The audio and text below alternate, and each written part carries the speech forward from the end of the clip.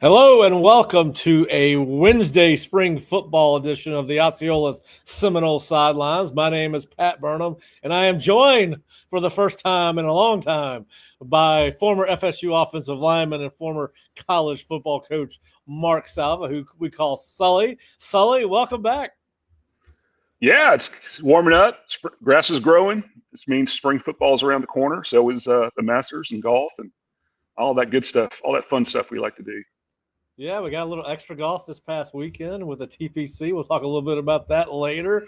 But obviously, Mark, listen, the springtime stands for a lot of things: renewal, rebirth, rejuvenation, new start, and probably no college football team in America needed all of those things going from 2024 to 2025 than Florida State, coming off a 2-10 season. And one of the reasons we are here right now is because Florida State's football practices are closed to the media for the first time in Mike Norvell's tenure at Florida State. We'll talk a little bit about that, but the team is hitting the practice field about right now. We do have what little coverage that we can provide as members of the media. Bob Ferrante and Kurt Weiler are down there getting pictures of the players coming onto the field, practice field, so that we can show you at least some physical maturation type things, show you what the kids look like. We will also have access to the coaches and players post-practice. You know, obviously the bad thing there is we don't get a chance to add any nuance to the conversation. It is what it is. And, of course, we don't get to talk a lot about depth chart and those kind of things when we watch practice. But to my point, you know, Mark, I'm very disappointed that we're not at practice. I would have said, hey, Mike, we don't get to do any practice reports. We'll just come and observe and have it as a way to kind of guide us to what we need to write about and who we need to request from a player standpoint. But to get to my point, spring football has always been one of my favorite times, and I don't care. I spoke to a group on Friday here in town, and I said this to them. I said, listen,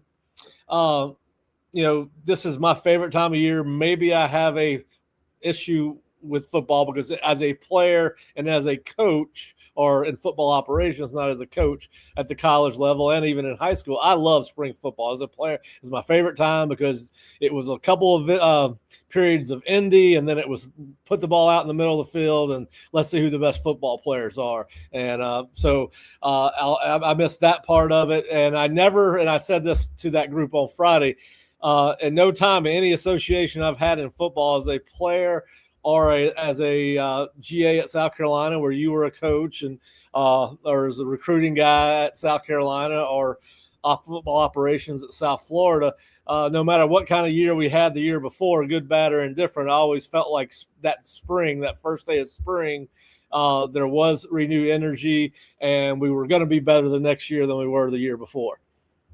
Yeah, I mean, spring is a great time of year. If you're a competitor, everybody's 0-0. Everybody is competing for positions, for getting better, improving their skills, learning the scheme better, all those kind of things. Now you throw into the mix for Florida State, you throw in a new coaching staff, a new scheme, a whole new energy, the desire to put 2024 behind us and move forward and pick up and get the trajectory right again. I think there's a lot of and plus, of course, the roster turnover. Yep. So there's a lot of players. Yeah, there's a lot of newness around the program right now, and I think everybody's, I'm sure, up to this point has been planning, installing, and are anxious to see what it looks like and start, building on what it is. But to your point about spring football, there's no consequence in terms of wins and losses during spring. Right. So you go out there and you get to play football. Practice is a drudgery. It can be a drudgery, but in the spring you're competing against each other and yourself, because you're trying to get better. And there are no consequence in terms of wins and losses. And that kind of takes some of the pressure off. Yeah, and I tell you what, and I don't know about you. Now we come from a much simpler place in time. There was no social media. There was no NIL. I wanted that Tough 20 T-shirt, buddy. I wanted, right.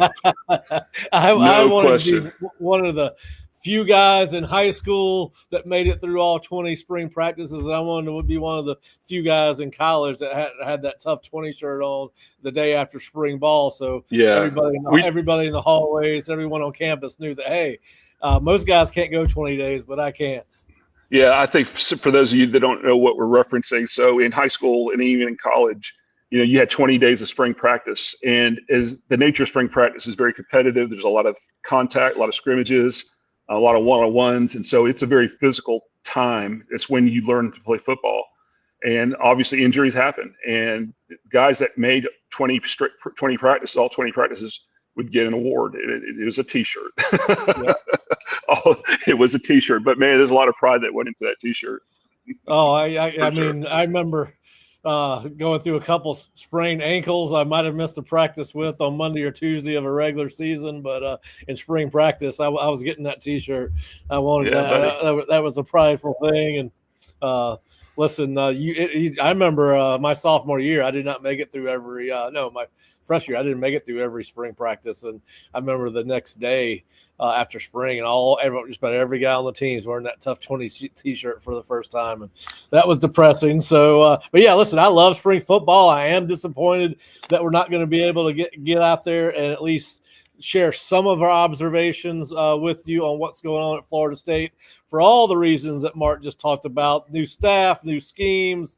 I want all of that. And of course, so let's talk a little bit about this, Mark. We're going to talk a little bit about Gus Malzahn and what he brings to this staff, not only on the field for the offense, but we're going to get your thoughts on how during a pivotal year for Mike Norvell, that experience Gus has can help Mike or hurt Mike with certain things as they get deeper into this and closer to the season and eventually into the season. I do want to talk a little bit about the quarterback room with the addition of Tommy Castellanos and obviously Brock Glenn staying, and then you've got Trevor Jackson back for his second year. You've got Michael Grant, who's been on the roster for a while. Then you got the Sperry kid that they signed this past year, Kevin Sperry. So you got 5 quarterbacks in spring and a 6th guy coming on in the fall, a preferred walk-on, who quite honestly I don't know much about, but we'll talk, and that's not important right now because we're in spring ball. But let's start with the fact that Mike Norvell has closed spring practice to the media. I want to start by saying a couple things. And you and I talked about it before we started. I am very thankful for Mike Norvell for giving us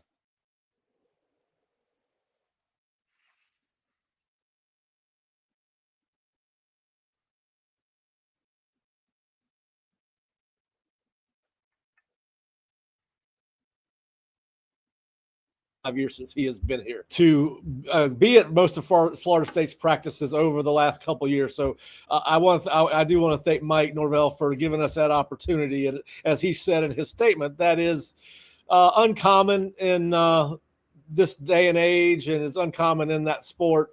And so thankful for that. But listen, he has the right to do whatever he wants to do with his program.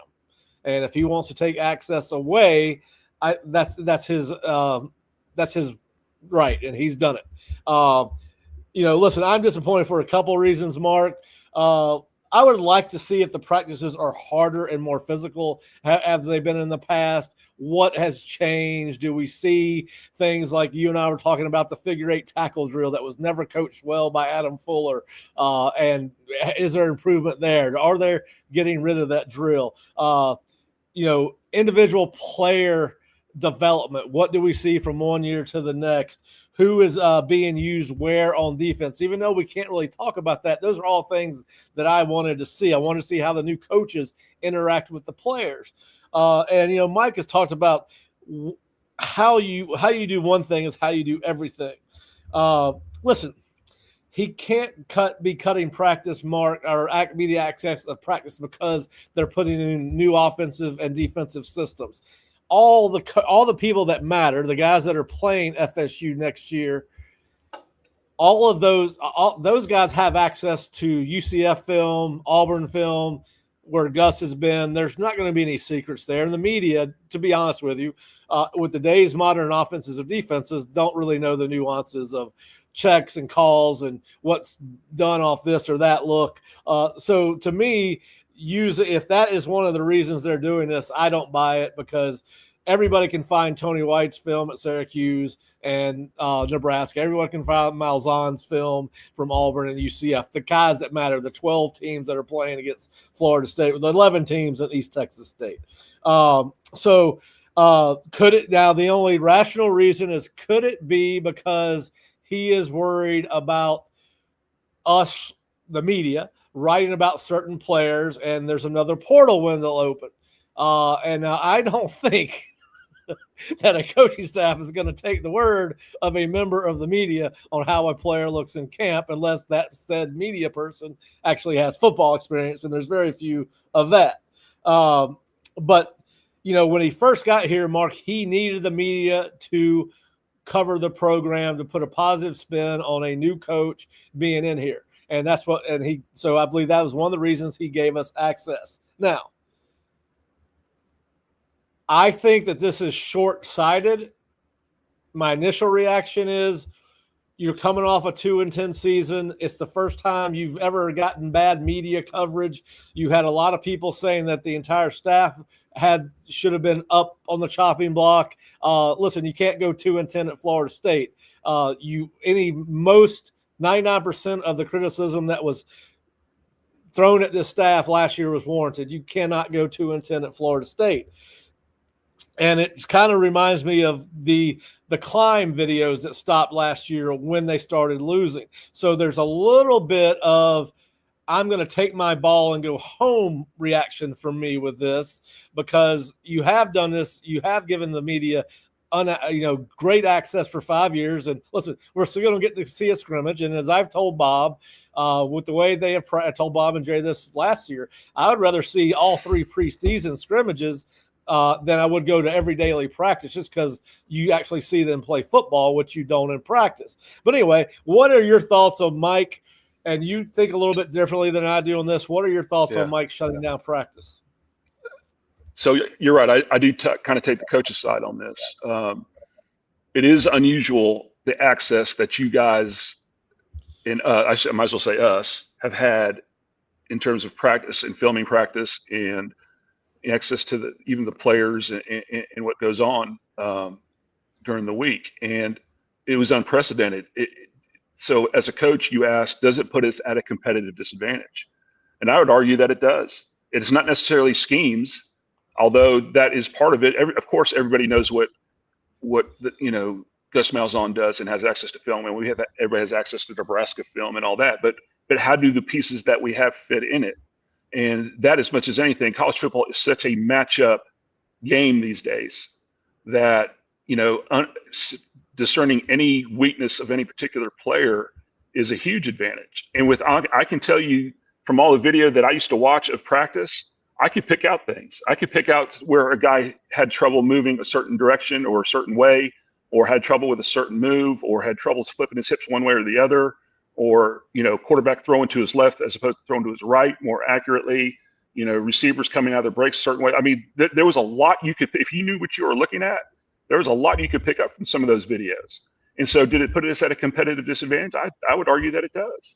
That's number one. So number two, let's go back to the practice reports that used to come out, especially during camp in the fall. What was the overriding theme of majority of those practices? It was receivers dropping balls. It was the inability of the passing game.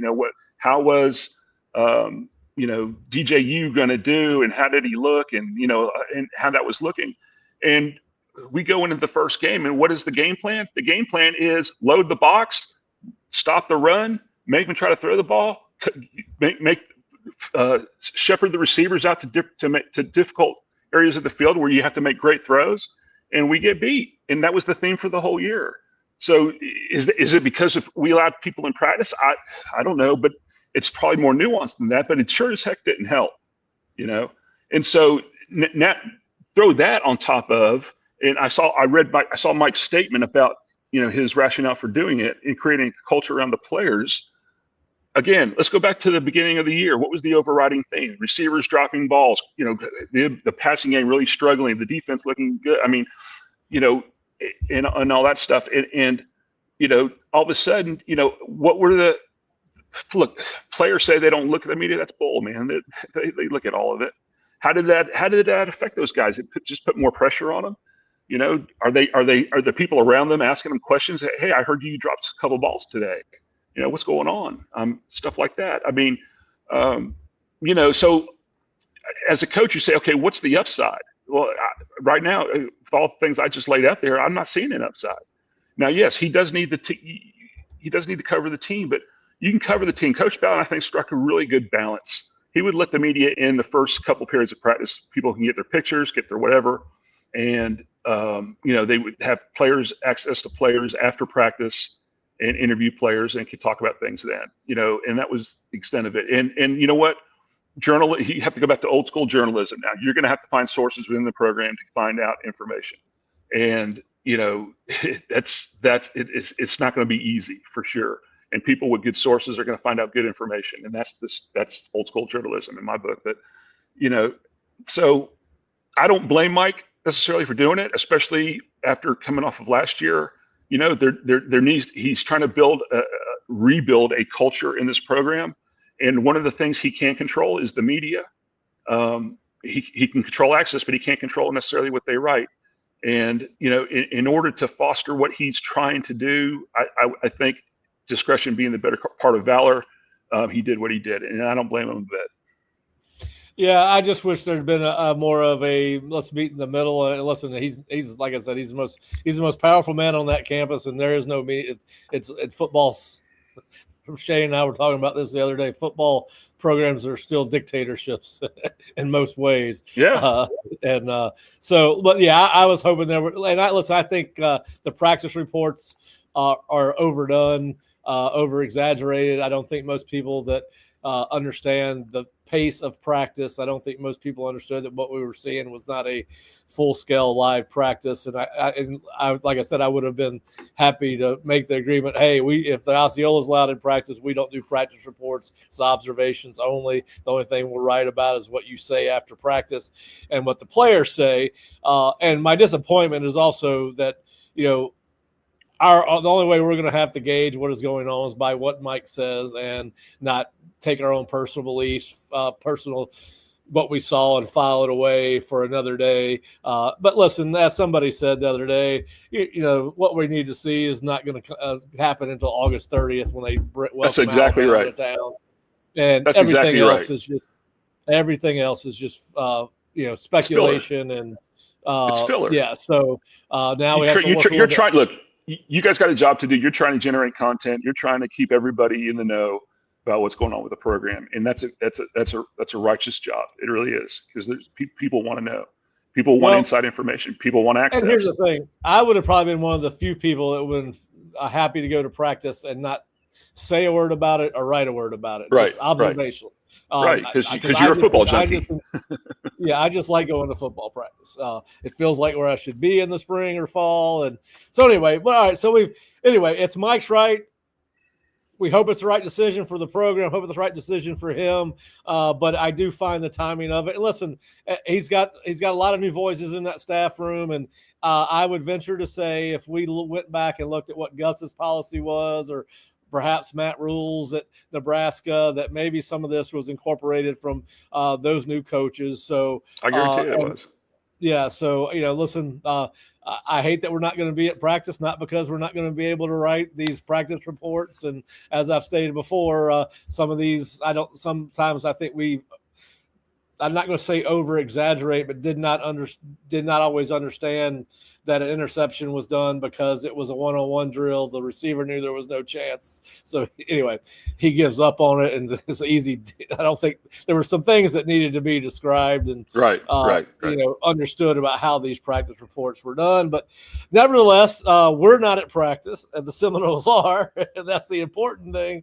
And so we'll move on from closed practices to talking about Gus Malzahn. So we just talked about these coaches, Mark, and we have not really had a chance to get your input on what you thought of the hire of Gus Malzahn, and then probably more importantly, based off that, what Gus can bring to this offense, which is going to be a total rebuilt offense. And just as you are listeners and you're just joining us, we're kind of going to go through each position group each of the next 9 podcasts, YouTube shows.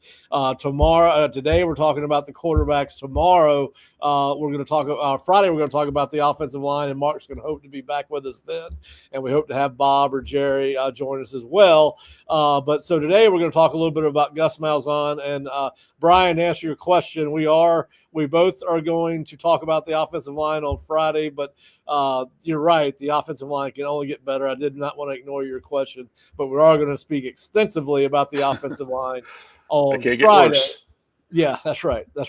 So, all right. So, Mark, what were your thoughts? Obviously, you've had a couple months to think about it, but, Gus, I think it's a surprise of everyone, left a sitting head coaching job to take a job as offensive coordinator here at Florida State. What do you think Gus brings to the program on the field and off the field, in your opinion, and how that can help Mike get this program back to where it needs to go and ensure that everyone that wants to come back for the 2026 season can come back for the 2026 season? Yeah. Obviously, Gus is somebody that Mike trusts. And that, I think, as much as anything, that's what Mike needed in this moment. I think we all can agree that he kind of lost a little bit of lost the team a little bit last year. And when looking back on it, and you and I have talked about this with our practice observations, that Mike was always the guy bringing the juice, right? Yep. I think that he was the guy that would drive the intensity, that would drive that always struck me as odd, and that's never been my experience either as a coach or a player. It was the assistant coaches that brought the juice, that drove the intensity of practice, and that the head coach was just kind of the observer and would be the encourager, and would hold people to account, and even coaches to account, but Mike was the guy driving everything. And I thought that was odd as the role of a head coach and offensive coordinator, that he was doing that. And I think it was probably just too much. And I think he kind of lost some perspective from being too close. And I think, but for him to be able to give up the reins, it would have to be somebody that he could trust. And, obviously with their history together and with Gus's experience as a head coach and play caller, that he trusts Gus. And that's what he needs right now in this moment in order to right the ship. So that's the first thing that he gives him. The second thing that he gives him is Gus is strong where we were weak, and that is running the football consistently. We've had flashes when we had Trey Benson and, in Jordan Travis, we were able to run the football, not the least of which because those guys were uber talented, and we were able to scheme some things. And so we had some success, but really it was always home run hits, right? It was never consistent 5, 6, 7. It was never grinding people into the ground, kind of running the ball. It was always, run 2 yards, run -1, run 2 yards, run -1, break a 60-yarder. And that consistency of the running game was never a thing for us. It was Jordan Travis breaking something around the corner, evading a rush and scrambling for 30 yards. I think what Gus brings along with Herb is a set way to run the ball, having answers, problems in the running game. And when people try to scheme and take away the running game, having answers and being committed to it. And I think that's huge, because I think the way things are set up with this team, and we'll talk about the quarterback later, but this team is going to have to run the ball to set up the pass. And I think that's where Gus is strong and Herb is strong, is in the running game, in scheming the running game, and then throwing the ball off of that. So that's, if you're looking for the path and what this team, what I think it's going to look like in the fall with the quarterback situation that we have, that's what it's going to look like. It's going to be running the ball to set up the pass, and, screen, short passes, that kind of thing. And then taking your shots in a calculated way when the numbers work themselves out correctly. So that's mainly what it is. But he also brings perspective of being a head coach and building programs. I mean, Gus has been successful. You can't deny it. I mean, 2013, it was, he took Auburn to the national title game and ran into a super hot Jameis Winston, right? And yep. he's been a successful head coach at a very high level. It's a rare thing. And so, he brings that perspective because, again, Mike didn't have that last year. He had some guys that were younger. He had some guys that haven't been in that position outside of Chris Thompson, and so now he's got some experience to draw on and some veteran coaches that have been in the wars and have been not only in the game day wars, but in the recruiting wars. So the experience is good for him. And I think if I'm reading the tea leaves right, I think Mike is wanting to have total domain over the program from a high level to be able to touch more parts of it more frequently, and exert his influence and his basically his positive energy. We know Mike's a positive guy. He's a driven guy. He's got a lot of energy, and it's not going to be just focused on in one area of the team or one specific area of the team. And so I think that's a positive. So at first I was like, bringing Gus Malzahn on. My initial reaction was it seemed like it reeked of Jimbo Fisher bringing in Bobby Petrino, almost like a desperate move. Right. And after a minute, it was like, okay, you know what? This does kind of make sense. And if his reasoning is along the lines of what I just described, I think it could be a very good move if all the pieces falling correctly. But I'm going to be honest with you. My feeling about this program right now, I was thinking about this leading up to this podcast.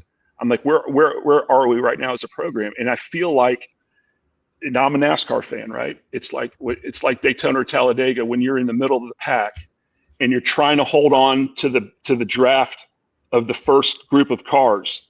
It's like if you fall out of the draft, you have no chance of winning the race, and you're going to fall behind it, and you're going to end up laps down, right?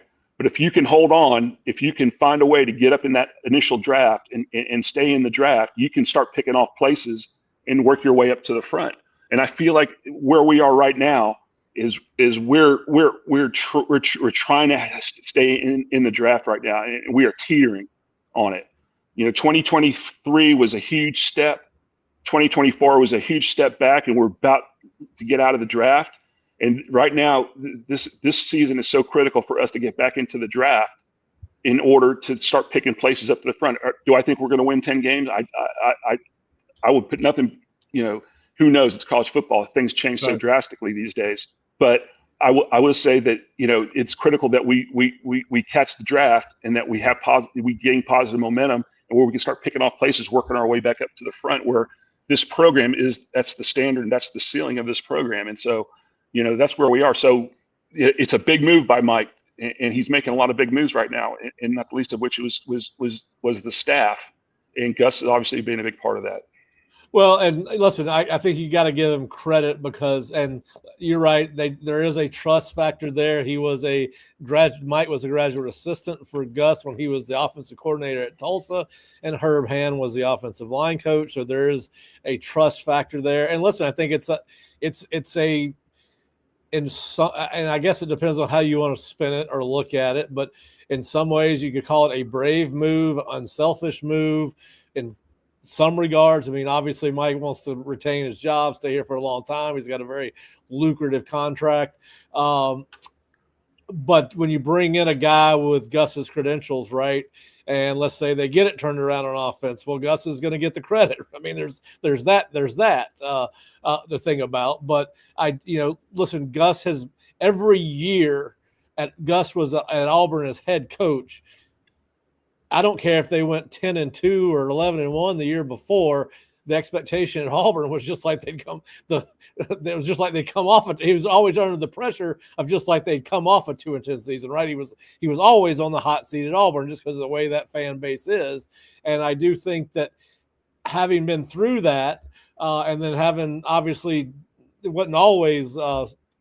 They didn't have a great season this year this past season at UCF, but I think that he can benefit Mike by being a sounding board for, how do you handle certain situations under this kind of microscope, which the program will be under, because I do think there has to be substantial improvement for any, I think there's a number that they have to get to from a win standpoint, or everything's on the table again next year after this next season. But I do think that I do think that experience that Gus has had it, and particularly at Auburn, where there was always a pressure cooker, no matter how many games you won, there was always pressure.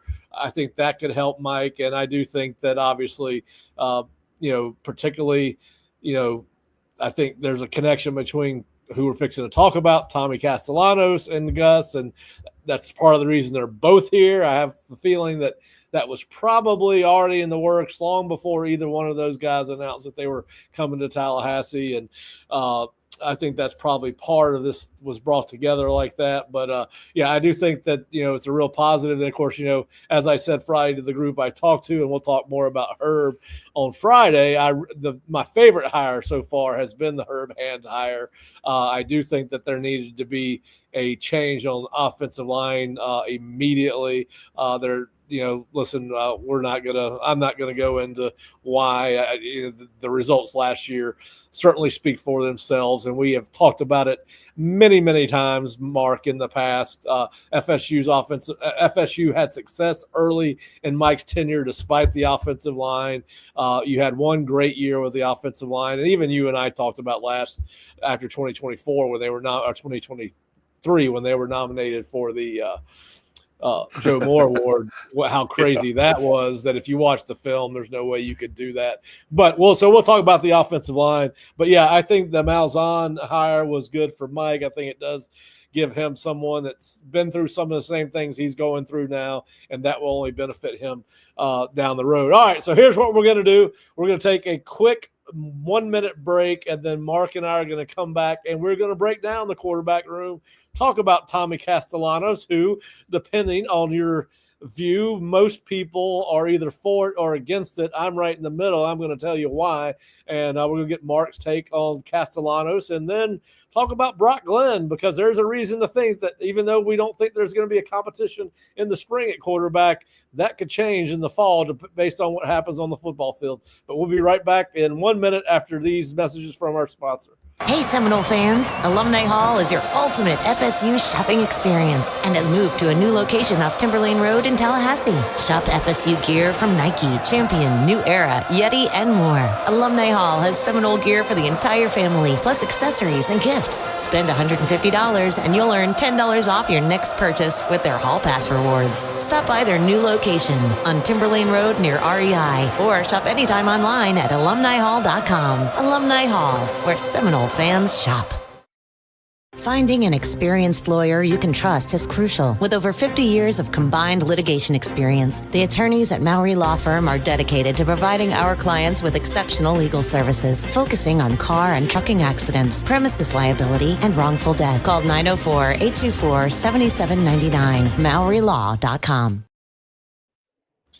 All right, welcome back to the Osceola Seminole Sidelines. I am Pat Burnham, and if you're just joining us, I am being joined today by former FSU offensive lineman and former college football coach Mark Salva, and we have just talked about a couple of things, including the addition of Gus Malzahn to the FSU coaching staff and what we think he brings to this team as it gets ready for a pivotal 2025 season, and Mike Norvell's, it's hard to believe, going into his 6th year, I believe, if my math is correct. 6th season at Florida State. It sure goes by fast. Yeah, 2019. I was a young man when he got here. I'm not so young anymore. But we talked a little bit about that, a little bit about closed practices, and now we want to talk a little bit about what it's going to be the straw that stirs the drink next year, and that's going to be the quarterback position at Florida State. Listen, there is no more important position in college football today than the quarterback. I'll argue with you the offensive line, but the quarterbacks get the attention. No, it's quarterback. It's quarterback. It's a good reason why. But let's take a quick look at the room, Mark. And obviously, listen, I think we all know in the day and age, this is not going to be a quarterback competition. It's also one of the reasons I think practice may be closed. And I think it's one of the reasons we might not have seen two of FSU's quarterbacks play last spring. Listen, they invested in Castellanos via the portal. He is going to be the guy until he proves on Saturdays that he cannot be the guy. But you got Tommy Castellanos as your starting quarterback, followed by Brock Glenn, who would be your second team guy. Trevor Jackson we have as the third team guy simply because he has been here for 2 years. Kevin Sperry was signed out of high school, and then Michael Grant is a preferred walk-on who is back for, I believe this will be his third season at Florida State. And if you did not know this, Michael is the grandson of the first ever starting quarterback at Florida State. So we'll talk a little bit about that. But listen, I have been, since there was a reaction from a lot of people that when Thomas Castellanos was signed at Florida State, that this was a bad take. And there's some good reasons for that. There's some bad reasons for that. And obviously, my take on it was, hey, let's wait and see. And as you see on the screen, these are his stats for his 2 years, a little bit under 2 full seasons as a starting quarterback. I believe it was 12 games in 2023, and then I believe 8 games in 2024.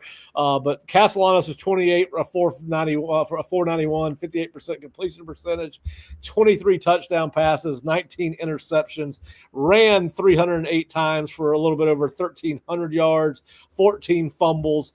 All right, so let's talk about the elephant in the room. All right, Castellanos, Mark, and I'm sure you've watched him. And the reason I'm excited about it is because no matter whether it's good or bad, it's going to be exactly that. It's going to be exciting. He's dynamic. He can make plays that a lot of other guys cannot play because of his ability to make people miss, his lateral quickness, his ability to spin, stop on a dime, cut the other way. He's not that gifted a passer, but he's one hell of a runner with the ball in his hands. And I think he's going to add, to me, what I call him is a poor man Kyler Murray. If you're not familiar with who Kyler Murray is, if you're listening, that is the quarterback from for the Arizona Cardinals who played at Oklahoma. And he's got a little bit of that shiftiness, a lot of that shiftiness that Jordan Travis had as a runner. He was a kid that Fish and I broke down when he was offered by Florida State as an athlete. He was an impressive kid. But my take on this, Mark, is this could go either way. If he turns out to be the turnover machine, 33 in 2 years that he has been, it was a bad choice by Mike and Gus. If he turns into a guy that cuts out the interceptions, and he only ran for about 300 yards last year under Bill O'Brien, they totally changed the way they used him. I think they're going to run him until they can't run him anymore at Florida State. But if they can turn him into a legitimate passer, I'm not talking about a great passer, take out the turnovers, which is the crucial thing. I think this guy can add an element to Florida State's offense that it has not seen since Jordan Travis, and particularly to the running game. And so I'm gonna hold judgment on it. I think it's risky because you are who you show you are on film, and he has had a tough time holding on to the ball. But when he does hold on to the ball, his ability to make plays is probably as good as any in the ACC at quarterback. What's your thoughts on Castellanos? So I probably need to study a little more Boston College film, but I suspect that Bill O'Brien probably tried to fit a square peg in a round hole, right? The guy that's known for coaching in the NFL, Tom Brady, those kind of quarterbacks, probably didn't know what to do with Tommy Castellanos, didn't know how to use him. And so, I'm not sitting here I guess I am making excuses for him because, it's a different animal. I would argue that Gus knows how to use a guy like Tommy Castellanos. He had Nick Marshall at Auburn in 2013 and took him to a national championship game. I don't think, is Tommy Castellanos as good as Nick Marshall? Probably. I think he might even be faster and a better athlete. I think he's probably a better runner, yeah. Yeah, I think he's a better runner. And Nick Marshall was by no means a gifted passer, right? So, but he threw effectively. So I go back to my previous statements about when I was talking about Gus is that running the football to set up the pass, having a couple of big receivers on the outside. You still got Hakeem Williams. We've got the kid from USC. Name escapes me at the moment. Deuce. Got Deuce. We can have them on the outside. So the great thing about having a quarterback who's a running threat is that gives you a +1 in the running game that the defense has to account for. And by that, I mean that if they're going to play coverage, which I doubt that teams will, but if they decide to play 2 deep safeties and try to play coverage, we have an extra gap to exploit with a quarterback. So that's going to take that away automatically. But even then, now all they've done is even the odds when you have your +1 as a quarterback as a runner.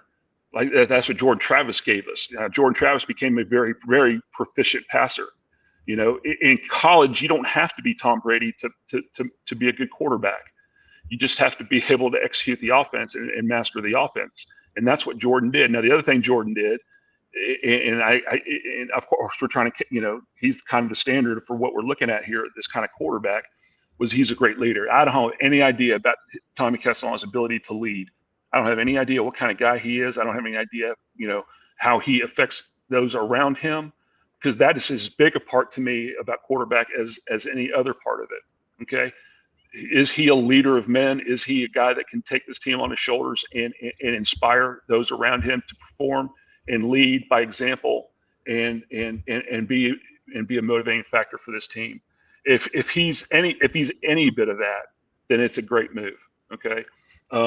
Again, the ability of Gus and Herb to be able to scheme the running game, drawing single coverage on these outside guys, and then throwing in the screen game, which are easy throws, throwing in the speed in the slot we'd had with Jalen Lucas and Mekhi Danzy and guys like that, from the inside going to the out, this offense has what appears to be enough weapons. If this guy is a good decision maker, can master the offense, get us in the right play, and lead. If he can do those things, it could be a great move. If he can just do it a little bit, we'll be better than, again, we're trying to catch up to the draft. Are we going to win 10, 11, 12 games? Are we going to compete for the conference? I don't know, right?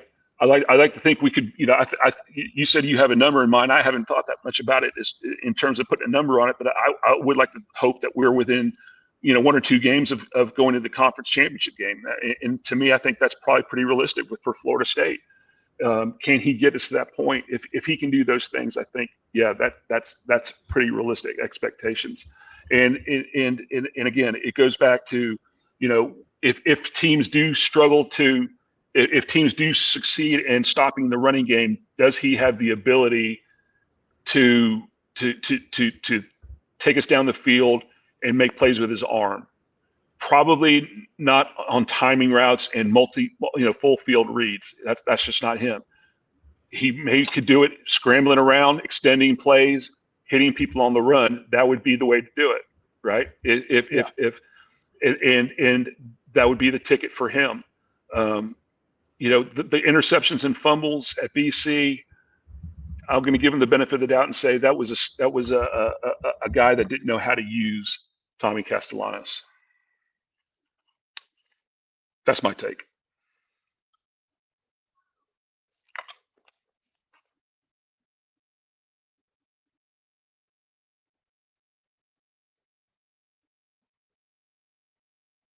Are we there?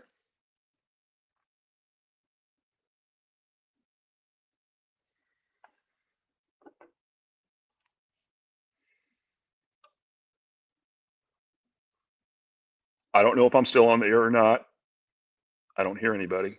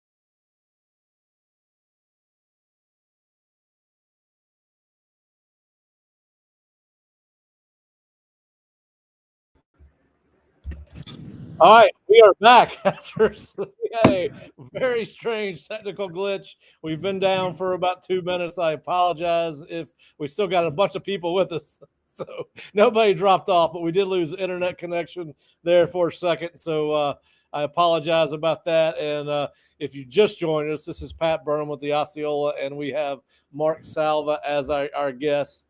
And we will we were talking about Thomas Castellanos. Mark, you back with me? I'm here. Can you hear me? Okay.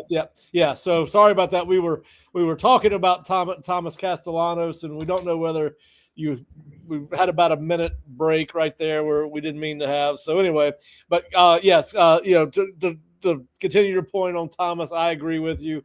I think he's gonna. The reason I am a wait and see guy is because I do think that his ability to make plays that can flip the field or go to the house. There's not many guys that can do that.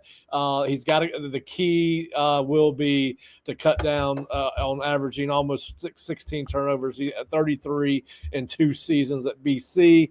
I think if you cut down on that, even half. That's if you cut down, so he's averaging 15. If you cut down to 7, I think what he can do for this program. But I do agree with you, Mark, that you're going to have to find a way to be able to throw the ball when they're trying to take the run away from you because of Castellanos, because they're going to have to account for that extra gap in the run game, and he can run it. But I'm looking forward to. Listen, he's going to be electric. You just don't know who he's going to shock. Is he going to shock the other team, or is he going to shock his own team with what happens? But I think that it is, as I said, I think that, Florida State's going to go, and Mike Norvell's future with this program is going to go as Tommy Castellanos goes this season. I know that we have someone that contributes to the site that has him ranked as the 12th best quarterback in the ACC. If he doesn't play better, then he may be 12th from a talent standpoint. But if he doesn't play better than the 12th best quarterback in the ACC, it's going to be a mediocre year at best. So I agree with you. I think the thing we need to guard against as fans and people that cover the program is comparing him to Jordan. Because that's inevitably what's going to happen. Because of the style, because of the athletic ability. But I think people need to understand how rare Jordan Travis was in terms of, and I go back to his leadership ability and the kind of guy that he was. He was a rare cat now, and to hold Tommy up to those standards, I think is I think our expectations don't need to be we're going to go undefeated because we got another Jordan Travis. I guess is my point. Yeah. Well, yeah, listen, I don't think I'm ever going to say they're going to go this or that again after the last 2 years, 13-1 and 2-10. I'm going to start picking somewhere in between. All right, now I do want to talk about one other thing regarding Castellanos, because I hear this a lot whenever I talk about him among friends and out and about at dinner and whatnot. There is some concern about how he left Boston College. That's where I'm going to give him the benefit of the doubt, because nobody knows what happened. You can go look at his stats. He was used in a totally different way under Bill O'Brien last year than he was under Mike Halfley and that offense the year before. They virtually took away the running game from him. He only ran for about 275 yards last year in 8 games after running for 1,100 the year before. Listen, none of us were behind those closed doors. Is it a bad look that he did not come back to that team after he lost his starting job? Yes, I think it's an awful look. But this is also not 1985 anymore, and there are NIL agreements and money's involved, and it still doesn't excuse it to me. I would like to know what happened, but the fact of the matter is we're never going to know what happened. But this is Castellanos' last chance, so I think you'll get his best effort, and he's got to fit into this program because there's nowhere left for him to go. So you got to hope that he realizes all that. But Mark, do you have any concern based off how his departure from Boston College took place?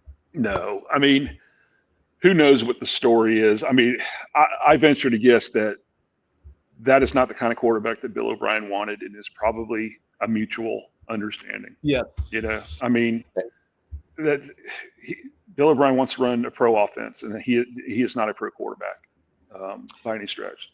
And Bill O'Brien's management style might be a little bit different than anything that Tommy's done. You know, Bill's kind of an in-your-face New Yorker, Northeastern guy. Uses some choice language. You know, who knows how that meeting played out and what was said. And you know, listen, I've had run-ins when I was a player with coaches I played for at both high school and college, and you know, there's sometimes things said that shouldn't be said, but so we don't know what happened here, and that's the reason I would say, hey, you know, don't read too much into that, because nobody knows what happened behind the scenes with why he was not bad. It is a bad look, though. I will say that, and but sometimes I think maybe we're too into optics when we don't really know what happened. But anyway, Tommy Castellanos, electric guy. Who's he going to shock more next year, the opposition or Florida State's own fans? We're fixing to find out here in about 6 months, and it'll be faster than you think. All right, so Brock Glenn is back, and I know I saw a comment that they didn't want to hear about Brock, but Brock could figure into the plans next year. I don't think there's any doubt about that. If Castellanos is not able to get the team winning and or can not turn the ball over, given the kind of season that it's going to be, Mark, I think that Brock Glenn could have a say in how at the end of the day and how this works out. I think his development this spring is critical. Tokarts is back as the head coach, but I think that obviously Malzahn's going to have a lot to say about what the quarterbacks do and how they play. What are your thoughts on, you know, listen, I know everybody – I say this all the time. Nobody could have played behind that offensive line last year, not even Charlie Ward. So I think sometimes we're too critical of Brock when we take a look at his small window. The kid plays with heart. He's got some athleticism. Is he a guy that you think can benefit under Gus and ultimately help this team next year if he's turned to do so?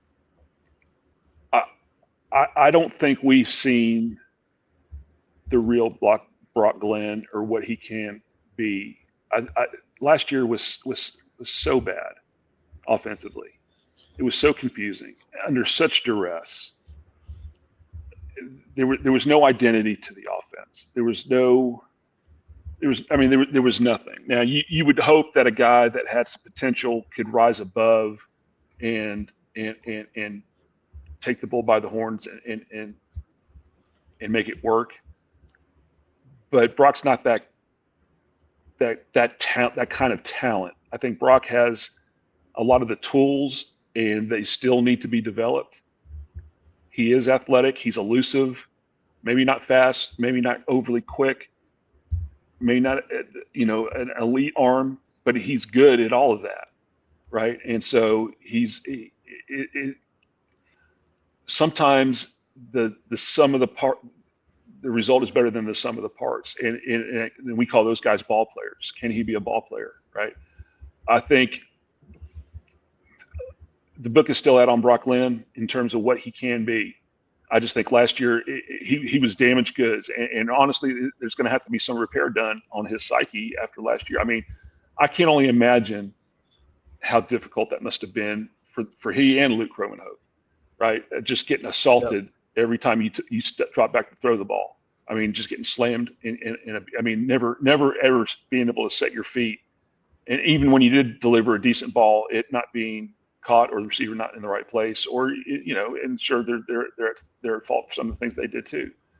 But there's, you know, I think the pressure, you know, with Tommy Castellanos being here, some of the pressure bringing off Brock, that's, you know, not having to be the guy like he was like at the end of the year last year. Maybe that can help with his development some in an offense that has identity. And I think that's the big thing. If this offense will have an identity, how he fits into that and how they utilize his skills in order to execute the offense is going to be key. And so I don't know what to think about Brock right now still. Yeah, the only thing I think is if you're a Florida State fan, you better hope he takes the next step in his development, because I do believe that they're going to run Castellanos as much as necessary.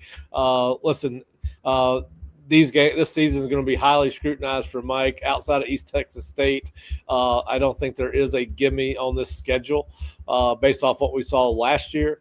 Obviously, it's a totally different team. But I just think with the way they're going to use Castellanos, Mark, he's a smaller guy, obviously hard to hit. But if he does take a hit and runs enough, the chance of him we're going to need Brock at some point. Yeah, we're going to need him at some point during the year for sure. That's my point. That's going to be key for sure. And then of course, how does he respond?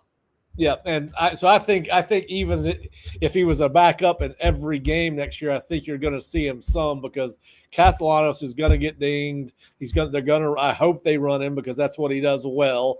I hope we don't see I hope they don't do to him what they did to Jordan Travis in 2023, was not let him use his athletic ability to try to rein him in, although it worked out great that year. There's no doubt about that, 13-1.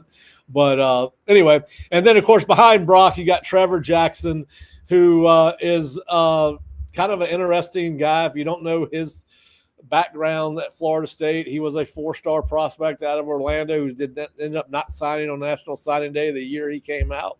Chose to come here to Florida State. And all I can tell you is that Trevor can spin it. He can throw it. He's got a really strong arm. He's a slider guy. We got to ask a lot last year about whether he was ready, should have been used by Mike and Tony Tokarts last year. The answer to that question, based on what we saw at practice, was no. He was not ready to take command of an offense. Is he a wild card in this offense? Probably. He can run. He can throw. Be interesting to see what Gus Malzahn does with him this spring. Then, Kevin Sperry is going to be a true freshman, early enrollee. So obviously he's going to get a head start in Gus's playbook, which I think is a good thing. And then obviously Michael Grant is back, Tallahassee kid, and, solid kid. He can throw the ball. I don't think we'll ever get down that far down the depth chart. Hopefully we see him play in a couple of games for all the right reasons. But so anyway, that is your FSU quarterback room. Any thoughts on Jackson or Sperry, Mark? No, I haven't seen enough of them to really have an opinion. I will just say in general, the quarterback position is the most important position on the field. The quarterback decides who gets the ball. He gets the ball every time. He puts the offense in the right plays. He declares formations. He declares protections. I mean, it's a huge deal. It's a huge responsibility. And as a virtue of that, the intangibles are so important for a quarterback. In terms of the type of guy that they are and the type of leader that they are, that's what separates good from great. And I think Tommy Castellanos is going to be good, but that other stuff is going to determine whether he's going to be great. Is he smart enough to take care of his body and not take hits? Is he smart enough, to know when and where to slide or to throw or not throw? Decision making is huge for quarterbacks. And so all those things we just don't know until Saturday. And we can sit here and speculate all we want and talk about the tools that he has, and that's fine. But what we don't know is what's in between those ears, right? Yeah, we will. Yeah. And we will. Well, until that Alabama game rolls around, we're not going to know what's in between those ears, and that's, to me, the most important part. Yeah. We got a question. What's your opinion of our quarterback coach? And quarterback coach is Tony Tokarts. Tony, listen, I like Tony. I think he's a good coach. Like I said, I don't really think that he got, he got a lot of credit when Jordan had that great senior year. And then obviously he took a lot of the blame last year for what was going on. But, I think all the problems with Florida State's offense last year started up front. This will be Tony's third year. It should be a revamped offensive line. You should be better with Castellanos at quarterback just because of athleticism than you were DJU. I was always of the opinion they should have gone with Luke or Brock last year, even before the season started. But listen, I think this is a make or break year for Tony. as well as the rest of the staff, to be quite honest with you. But Tony works hard. I think he has got good relationships with all the quarterbacks based on what I know, even going back and talking to Luke Cromenhawk's father when Luke left. That was one of the reasons Luke had a hard time leaving, was his relationship with Tony, the family's relationship with Tony. And listen, Mike probably could have gone wholesale changes after this past season. He did not, and you have to believe there's a reason he kept the guys that he kept. And I'm sure that, when he hired Gus, I would think that they had a conversation about who Mike had on the offensive staff that he wanted to return. And so, I think Gus probably had some input in that. And I think that, listen, I'm going to give Tony a pass because I don't know how you coach a quarterback to take on what they did last year behind the offensive line that leaked like a sieve. Yeah. Mark? I'll go back. Wise man once told me, good players make great coaches. That's right. I'll leave it at that. That's right. And that is true. All right. So Mark is going to join us on Friday to talk about the offensive line. And we hope to have Jerry, Bob, or Kurt join us as well, because there will be a tremendous amount of guys to talk about, because it is basically a new starting lineup on the offensive line with 4 transfers and a new offensive line coach who Mark and I are both fans of and think that that FSU certainly upgraded there. And I'll give you some of the reasons for that on Thursday. And some of them are obvious. You look at the guy's resume. But Mark, when I texted you yesterday, you were on the golf course. Yep. We got a little free golf on Monday. Did you get a chance to watch the playoff of the TPC? I just saw the highlights. That's all I saw. So, you know what? If you watch Full Swing on Netflix, which, if you're a golf fan, you probably do, you feel for Rory, and you want him to have some success. At least I do. I mean, that U.S. Open or PGA, which one it was, where he missed the 3-footer. Oh, I mean that just. I can't imagine. After having gone through a few wide rights, I know what that feels like. Right? To have it in your hands and it slips out, and it affects your whole everything around you. And I felt for him in that moment. So I was kind of rooting for him to have some success. So yeah, and I just love watching that golf course. That golf course is. Whew, yeah, I'd love to play that. I'd love to play that one day. I'm supposed to be over there to play golf. Not at TPC because obviously they were busy, but I was going to play at another course. And my buddy calls me and goes, "Well, the TPC's in town, so my course has jacked up the guest rate 3 times what it normally is." And I said, I'll skip my trip. I'll come over another time. I'm not paying $200 to play on a course that's semi-private. So, right. But anyway, but it was fun. I hate to see JJ Spawn fall apart like he did in that on Monday, but it was a fun tournament to watch. And of course, this week, if you're a Florida State fan, you got Luke Clanton playing in the Valspar. So I think this is the first time he will have played with his PGA Tour card, although I'm not sure he's playing officially. I don't think he's playing as a pro because he's still playing college golf. So anyway, it'd be fun to see how Luke does on that course down there in Tampa, because I actually have played that course, and that is a Innisbrook, Copperhead. Yeah, that is a very, very hard course to play. My game is. Do they play any easy courses? No, but this one's really tight. I mean, I could. Some of these big courses that they had amateur tees, I could go up and say, "Hey, I can shoot 100 here," but I couldn't at Copperhead. That thing is weird. All right, FSU 29-42. Are we getting after practice interviews still? Yes. And just to clarify that, Mike we do not get to go inside of practice during practice periods, but every day after practice, Mike will meet with the media, as will certain assistant coaches and certain players that the media has requested. So we will have pre-practice coverage. I don't know for how long. I don't know how that's up to Bob and Kurt, how many days they want to go down there and take pictures of kids walking in or video of kids walking in that we can't really say anything about. but we will have pre-practice video, pictures, photo galleries, and then we will have post-practice coverage with Mike meeting with the media in the Moore Center every day after practice. They will practice today, which they're doing right now as we do this show live, and our guys are down there to have post-practice coverage. Nick Carlisle will be down there to meet with a couple of prospects that are on have offers from Florida State and have set official visits, including J.J. Sparks, offensive lineman from Bowles, and then the defensive end from up in the Carolinas, Keyshawn Elysier. He's here for his first time. Nick is down there. So we will still have post-practice coverage.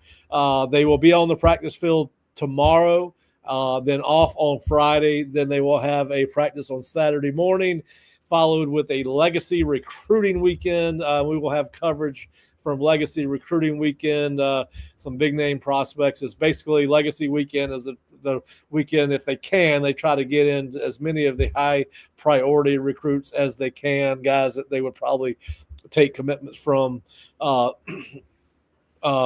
when if they were going to commit.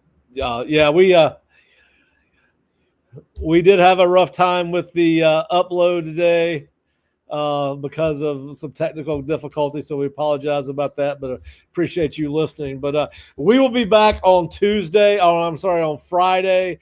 And like I said, we're going to preview the Florida State offensive line, talk a little bit about the additions of Herb Hand and 4 transfers as FSU tries to get the program turned around going into year 6 under Mike Norvell, an important spring, an important 2025 season coming down the pike. And we will be here for it and appreciate you listening. And 3 o'clock Eastern, right? 3 o'clock Eastern on Friday. And I think moving forward for the spring and even for most of the summer, I think we're going to go to a Monday, Wednesday, Friday schedule, more than likely every day at 3 o'clock. But obviously, if you're not a subscriber to the Osceola YouTube channel, before you leave, hit the subscribe button, follow that up with notifications just in case you want to get alerted to when we're going to have one of these shows, which will be Friday at 3 o'clock Eastern time. Mark will be back with us. And then if you're not a subscriber to the Osceola, please go to theosceola.com and check us out and subscribe while you are there. We'd appreciate it very much. Thank you for joining us on Seminole Sidelines. I'm Pat Burnham for Mark Salva. Thank you for joining us, and we will see you on Friday at 3 p.m. Go Noles.